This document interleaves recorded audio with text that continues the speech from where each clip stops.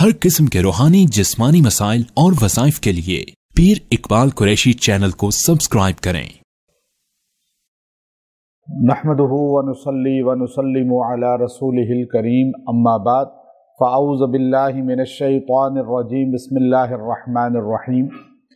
Smoke जो आजकल बहुत ज़्यादा पंजाब में आपको नज़र आती है और अक्सर मुल्कों में ये स्मोक जो है ख़ास तौर पे इन अय्याम में बहुत कसरत के साथ लोगों की परेशानी का बाइस बनी हुई है।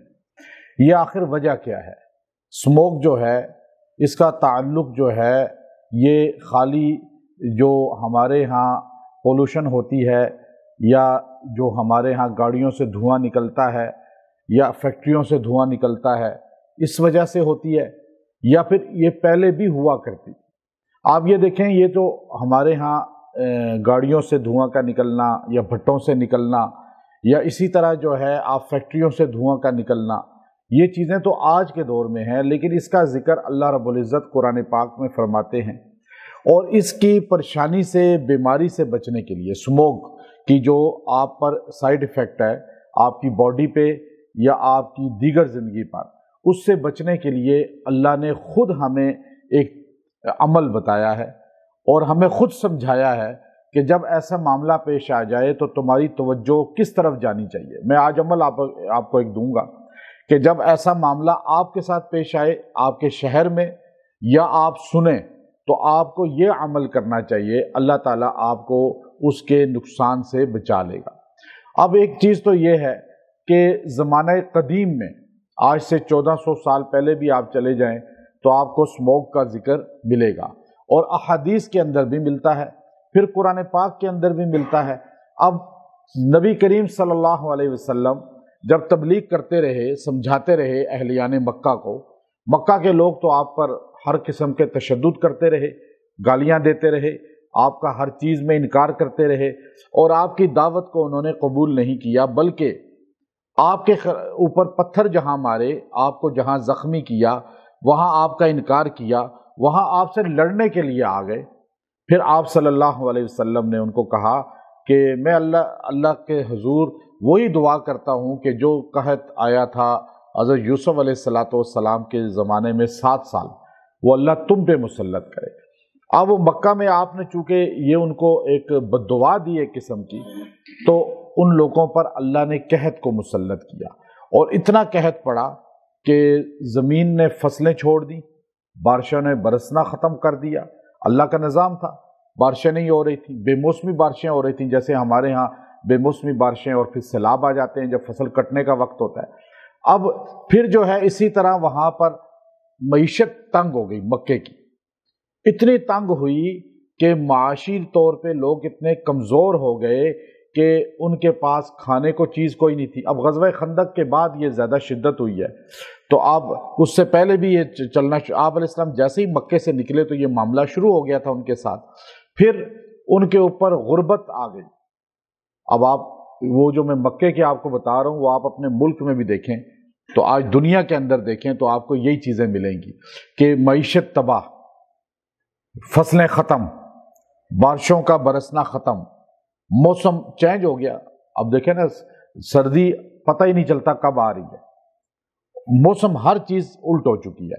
फिर उसके बाद जो है वहाँ पर उन लोगों पर जो है गुर्बत आ गई, उनकी फसलें ख़त्म हुई, उन्होंने जानवर खाए, जानवर भी ख़त्म हो गए, यहाँ तक कि उन्होंने कुत्ते बिल्लियाँ खाने शुरू कर दिए, वो भी ख़त्म हो गए। अब इतने नढाल हो गए कि जब वो उठते थे, हदीस पाक के अंदर आता है कि मुस्नद अहमद के अंदर, कि जब वो उठते थे तो अपने नकाहत की वजह से, कमज़ोरी की वजह से उनको धुंधला जाती थी चीज़ें, जिस्म भी कमज़ोर हो गया, दिमाग भी। तो यूं देखते थे तो उन्हें आसमान यूं घूमता हुआ महसूस होता था या धुआं महसूस होता था। अब इसका जिक्र हदीस में वाज़े है कि उन्हें ऐसे लगता था जैसे इर्द गिर्द धुआं ही धुआं है, और बाज़ ने कहा धुआं हो गया था, लेकिन अल्लाह ताला ने कुरान पाक में उसका जिक्र किया और क़यामत की सुबह तक इंसानों को बता दिया कि ये एक मामला जो वहाँ पेश आया आगे भी आएगा और क़यामत के करीब आएगा ऐसा मामला। वो मैं आपको बताऊं कि आपने फरमाया क़यामत के करीब इतना धुआं होगा कि मशरिक से मगरिब तक ہر چیز چھپ جائے گی، اسموگ ہوگی یہ۔ اور فرمایا 40 دن تو بالکل کوئی نظر ہی نہیں آئے گا کسی کو، بعض حدیث میں آتا ہے 40 دن پوری دنیا میں۔ اب بندہ کہتا ہے یہ کیسے ہوگا، سائنس نے اتنی ترقی کی ہے، تو آئے نا لاہور میں ترقی کو اپنا دکھائے، ملتان میں دکھائے، دیگر دنیا کے شہروں میں جہاں پر یہ معاملہ ہے، سائنس فیل ہے یا نہیں ہے؟ وہاں اسمارٹ لاک ڈاؤن لگتا ہے، کیوں ہے کہ یہ سائنس ہر جگہ نہیں کامیاب، اللہ کی قدرت ہر جگہ کامیاب، اللہ ہی ہے قادر مطلق۔ تو اب وہاں جو ہے قیامت کے قریب آئے گی اور مومنوں پر صرف نزلہ زکام ہوگا، یہ نہیں پتہ چلا اسموک سے نزلہ زکام بھی ہوتا ہے، سائنس کہہ رہی ہے نا، حدیث پہلے کہہ رہی ہے۔ اور کہا کافروں کو جو ہے وہ بے ہوش کر دے گا، کافروں کو، حدیث کہہ رہی ہے۔ اچھا آج سائنس کہتی ہے کہ پھیپھڑوں پہ اثر پڑتا ہے اسموک کا، بے ہوش ہوتا ہے نا بندہ جب پھیپھڑے ویک ہوتے ہیں۔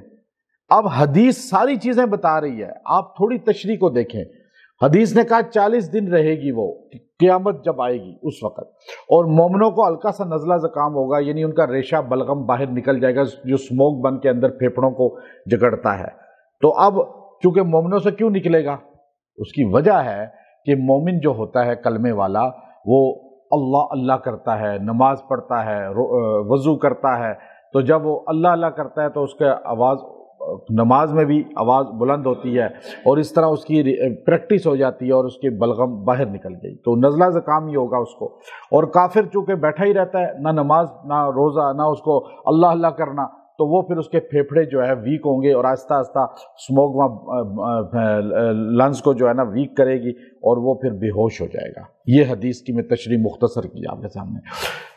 اب قرآن کیا کہتا ہے؟ سورہ دخان آیت نمبر 11، اللہ نے کہا، ان کو بھی کہا مکے والوں کو، اب مکے والے تو گزر گئے، صدیاں گزر گئیں، آج ہمیں کہا گیا، پاکستان والوں، انڈیا والوں، امریکہ والوں، سعودیہ والوں، پوری کائنات کے ملکوں والوں، فرتقب، تم انتظار میں رہو، یوم، اس دن، تأتی السماء، جب لائے گا آسمان، بدخان مبین، ایک دھواں بہت ظاہر، جو ظاہر ہوگا دھواں، وہ نہیں چھپا ہوا ہوگا، بدخان مبین، اس دن کا انتظار کرو۔ پھر ٹھیک ہے، بغاوتیں کرو، نافرمانیاں کرو، اللہ سے اعلان جنگ کرو، ہر کام غلط کرو، اس دن کا انتظار پھر رہو جب وہ دھواں آئے گا جو بہت بڑا ہوگا۔ بدخان، دخان سورت کا نام ہی دخان اس لیے ہے، اسموک کی، آپ اسموک کو اگر دیکھیں نا تو دخان ہے ہی اسموک، نام اللہ نے رکھا اس کا۔ اور اسی لیے دخان سورت جو ہے یہ میت پہ جب اس کی نزع کی حالت ہو تو پڑھی جائے تو اس میں تکلیف کم ہو جاتی ہے۔ تو اب یہ اسموک کے دنوں میں سورت دخان کو کثرت سے پڑھنا چاہیے ان شہروں والوں کو، ایک بار پڑھ لیں روز، دعا کریں اللہ سے، اس عذاب سے بچیں گے۔ تو یہاں اللہ نے کہا بدخان مبین، یا یہ دھواں کیا ہے، یہ دھواں کیا ہے، اسموک کیا ہے؟ اب آپ پوچھیں تو سائنس تو کچھ بتائے گی، اینکر کچھ بتائیں گے، میڈیا والے کچھ بتائیں گے، لیکن رب کائنات کہتا ہے یغش الناس، یہ لوگوں کو ڈھانپ لے گی۔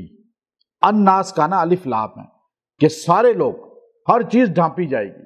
اب آپ دیکھیے دھواں، یہ اسموک ہوتی ہے، سامنے والا نظر نہیں آتا، یغش الناس، ہر چیز کو اللہ ڈھانپ دے گا۔ یہ کیا ہے، یہ کیا چیز ہے، آخر کیوں ڈھانپے گا؟ فرمایا ھذا عذاب علیم، یہ بہت بڑا دردناک عذاب ہے، اسے عذاب سمجھو، اسے انجوائے نہ کرو، اسے جو ہے ادھر ادھر کی کہانیوں میں ٹالو نہیں، بلکہ ھذا عذاب علیم، یہ دردناک عذاب ہے۔ دردناک کیسے دردناک ہے؟ اب آپ کہیں گے اسموک کیسے دردناک ہو گئی، دھواں کیسے دردناک ہو گیا؟ اللہ نے 1400 سال پہلے کہا، آج کتنے ایکسیڈنٹ ہوتے ہیں، کتنے جہاز کریش ہو جاتے ہیں، کتنی گاڑیاں تباہ ہو جاتی ہیں، کتنی اموات ہو جاتی ہیں، کتنے ایکسیڈنٹ ہو جاتے ہیں، کتنے لوگ کینسر میں، پھیپھڑوں کے مرض میں، کتنی بڑی بڑی بیماریوں میں اس کی وجہ سے مبتلا ہو جاتے ہیں۔ ھذا عذاب علیم، اللہ نے اس کو کہا یہ عذاب علیم ہے۔ سمجھے نا آپ اس کو؟ اب آپ اس سے بچنا کیا کوئی تدبیر بتائیں؟ تو اس کی 2-3 چیزیں ہیں۔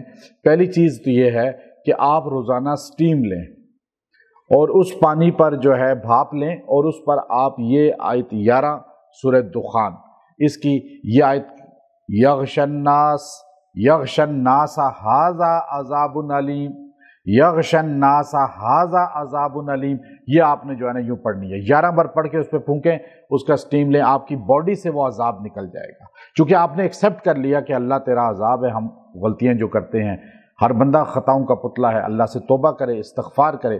اور جو بندہ ایسے حالات میں سنے یا وہاں ہو یا باہر کہیں کام میں جائے تو وہ یہ آیت پڑھتا رہے، یغش الناس ھذا عذاب علیم۔ اور جب آپ دھند کے اندر ہوتے ہیں نا، جب آپ اس کے اندر ہوں تو آپ اس آیت کو پڑھیں گے تو آپ کو اس کی جو سمجھ آئے گی وہ یہاں بیٹھ کے نہیں آئے گی، ٹھیک ہے نا؟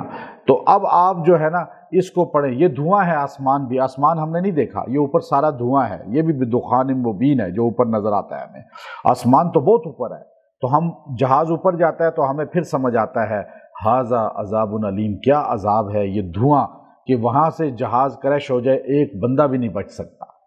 تو یہ اللہ تعالیٰ ہمیں دکھاتے ہیں۔ تو اب جو ایسے معاملات ہوں، ایسے حالات ہوں، تو یہ آیت کریمہ آیت نمبر 11 آپ پڑھیں سارے، یغش الناس ھذا عذاب علیم۔